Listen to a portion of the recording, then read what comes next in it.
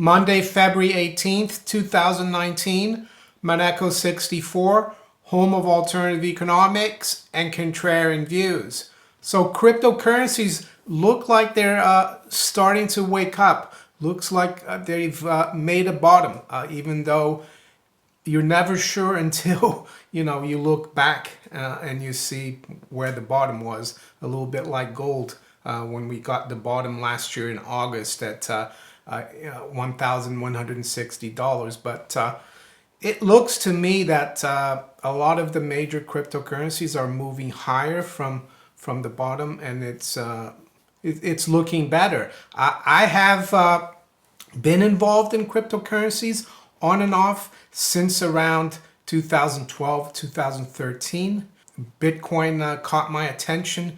Bitcoin was created to try to fight basically the fiat money system. Go here on Wikipedia and see what they say about Bitcoin. It says Bitcoin is a cryptocurrency, a form of electronic cash. It is a decentralized digital currency without a central bank or single administrator that can be sent from user to user on the peer-to-peer Bitcoin network without the need for intermediaries. And it goes on to say, transactions are verified by network nodes through cryptography and recorded in a public distributed ledger called a blockchain. Bitcoin was invented by an unknown person or group of people using the name Satoshi Nakamoto and released as open source software in 2009. So Bitcoin has only been around for 10 years. Some people speculate who Satoshi Nakamoto is. Maybe the reason these people decided to remain anonymous was that they didn't want to get in trouble from the authorities. But anyway, the interesting thing about Bitcoin is that it has a limited supply of 21 million. And right now, the circulating supply is 17,428,000. And I think, the more Bitcoin comes into circulation, the harder it is to mine it. And the mining is done through programming, and I'm not a specialist, IT specialist. I've been more interested more on a market basis and on a monetary basis. But from what I've read, it's going to take until maybe another 120 years to reach the 21 million supply of Bitcoin, and that's why it's become so valuable. Of course, Bitcoin made a top at the end of 2017, just under 20,000, rallied back in January of last year to around 18,000, and it's been going down ever since. But just I'm going to have a look at some of the major cryptocurrencies and some that I'm interested in, and I'll talk about that. What about cryptocurrencies and precious metals? Of course, I'm a proponent of precious metals, and I won't stop being a proponent of precious metals, but I'm very interested in cryptocurrencies. I think they are a form of free market money. They haven't been imposed on us by government. They've evolved from the IT space, from developers, from coders. Some people, of course, say that there's more to it than that, that maybe the NSA is involved, but I'm not going to get into that right now. So first of all, though, before I look into each specific cryptocurrency and how they're doing today, I want to show you the total market capitalization of cryptocurrencies. So you can see that up until the beginning of 2017, it was very insignificant, and it wasn't going anywhere. And then it started really picking up around April 2017, and it got up to almost $1 trillion, the market cap for all cryptocurrencies. Bitcoin, of course, is still the major cryptocurrency. I think we got up to around 880 billion, and we've had this bear market. That's all you can say it is. Since the beginning of last year. It's been frustrating. I mean, I thought early last year that it would take a lot longer than a lot of people thought at the time. They thought, cryptocurrencies and Bitcoin were going to rebound. I thought, it's going to take longer. It's taken quite a long time, but I'm not surprised. After that rally, we had in Bitcoin. Bitcoin was trading around 1,000 the beginning of 2017, and by the end of the year, it got up to almost $20,000. So right now, you can see the market cap is starting to rebound here. It looks like it's bottomed, but it's nowhere near where it was, when it almost reached a trillion. So let's look at some of the charts then, and we'll start out with Bitcoin, which is the major, of the cryptos. And I've got this chart here from TradingView. So you can see that today we've broken above 3,700, and it's been quite a bit of a resistance for the last month or so, 3,700, but we still need to break above 4,200. But it looks to me like we're making a bottom. And the reason why I think it might be encouraging for cryptocurrencies, it's that it's just not one currency that is making a move. Quite a few of the important ones are making a move. So we will look now at Litecoin, which has been making a bigger move recently. It's kind of leading the way. It started out about a couple of weeks ago when it, broke out through 40 from around 30, 32. And as you can see, it's broken key resistances. It looks like it's made a bottom. Some people say that Litecoin is like silver, and that Bitcoin is going to be like digital gold. Who knows?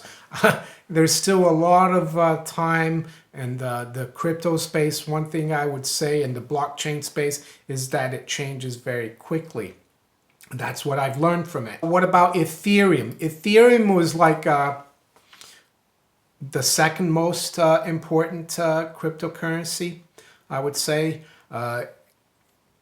Bitcoin, for example, is the granddaddy of cryptocurrencies, and it was just a way to transfer value, mine, create Bitcoin. And what Ethereum did is that it went one step further, and it allowed programmers to code smart contracts to build applications on Ethereum. So it was Bitcoin plus another level. So Ethereum as well, you can see here, it had been range trading, a lot of resistance around 120, and in the last couple of days, it's rebounding as well. And it looks like we're making a bottom too. The next level is going to be 160. The next cryptocurrency I'm going to look at is one that I've been involved in, and I didn't even know that it was worth anything at the beginning. When I started posting my videos and writing some posts on Steemit.com, I didn't realize that Steem was actually worth anything, that I could actually exchange it for Bitcoin and actually get pounds eventually. So that's how quickly things have changed. So as you can see here, Moneko64, I've been posting on Steemit since August 2016. I've got almost 2,500 followers. I've also got DTube, which is basically the YouTube version of Steemit. So if I make a video and I post it on DTube, it shows up on Steemit. And whatever I earn on DTube, I earn Steem. So, and I've earned quite a bit from Steemit and Steem. I've converted it into pounds. I've spent that I've been able to earn an income from it. It has been very volatile. I think Steam traded, and the Steam dollar as well. There's the Steam dollar traded above $10. Steam, I think, traded up to 8 or 9. I think the Steam dollar traded up to 14. And recently it's been a carnage also for Steam. But I haven't given up on Steam and cryptocurrencies. I keep posting my videos there. You can see I have been earning a little bit. I used to earn more only because the price was a lot higher for Steam. So Steam is similar to, it's basically a social media website run on the blockchain. That's all it is. And you earn the Steam or Steam dollar. And how do you earn it? Well, when people, if they like your posts, your videos, or your articles, they vote for you. And the more Steam power or Steam they have, the more Steam you get. And that's how you earn it.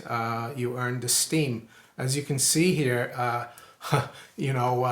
up until late last year, Steam was around $1. It dropped almost to 20 cents. Recently, actually, it rallied quite strongly up to 45 cents, then came back down, but it also looks like it's picking up here, like all the other ones that we've seen. So looks like we're forming a bottom there. The individual who had the idea for Steam is a programmer called Dan Larimer. And the difference between his kind of blockchain is that it's based on proof of stake, not proof of work. Bitcoin and Ethereum, you create those coins through mining. On Steam and some other cryptocurrencies, it's by proof of stake. How much of the cryptocurrencies or the altcoins you have. So the other project that I'm very interested in, mainly because it's a project that was also started by Dan Larimer, and it's similar to Steam. The only it is proof of stake, but it's supposed to be the blockchain for the whole internet. You'll be able to build any application on the EOS blockchain. That's the goal. And the other advantage of EOS that people like me are betting on is that it has infinite scalability compared to Ethereum. It's much faster, and you can look at the Blocktivity page here, how many transactions are done through these different blockchains, and you can see that Steam and EOS are right near the top. BitShares as well, which is one of Dan Larimer's project. So EOS as well, has dropped quite a bit. It's been a bear market for all cryptos, major cryptos. I know there are some altcoins out there that have tripled, but I'm talking more about the bigger projects. And you can see here that it hasn't escaped the massacre, so to speak. We were trading almost at $6 November last year. We dropped to below $2 there, around 160 in December. And it looks now that it's bottoming as well. $3 was, as you can see here, since end of December, it's been a very, very big resistance. We've tried to break out many times above $3, and finally it looks like we're doing that today as well. So what about Ripple? I do have some Ripple, but I'm not going to look at Ripple right now. I think those are the major ones that I think people would be interested in. My major really holdings are EOS and Steam. And the other thing about EOS, I've been involved with EOS before the mainnet was launched last year in June. So I was, buying EOS or participating in the ICO, which took a year. Some people thought it was strange for an ICO to take a year, but I think the reason they did it is that it allowed for a lot of people to get involved to try to decentralize it. I know a lot of people will argue that EOS is centralized, but that's for another time.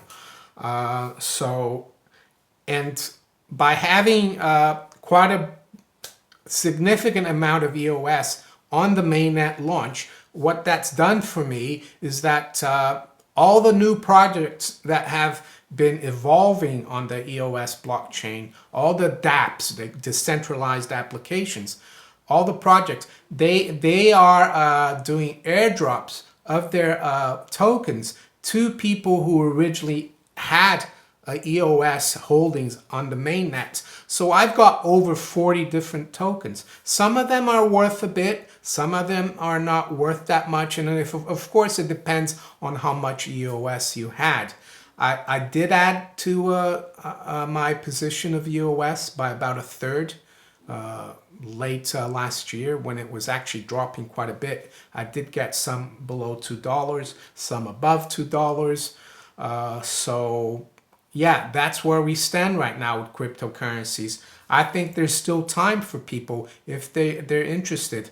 The way I look at it is that it's very speculative, that you need to be prepared to, sit through big losses if you're going to be involved in cryptocurrencies. But you could there is prospect of big multiple gains in cryptocurrency, and it looks like we could just be on the cusp of a big move higher. We'll just have to sit and wait, and that's what I'm gonna do. So if you enjoyed this video, make sure you hit the like button. Make sure you subscribe to my channel if you haven't yet. You can also follow me on Steemit, DTube, on Twitter. And yeah, I wish you all a great day. Take care. Bye.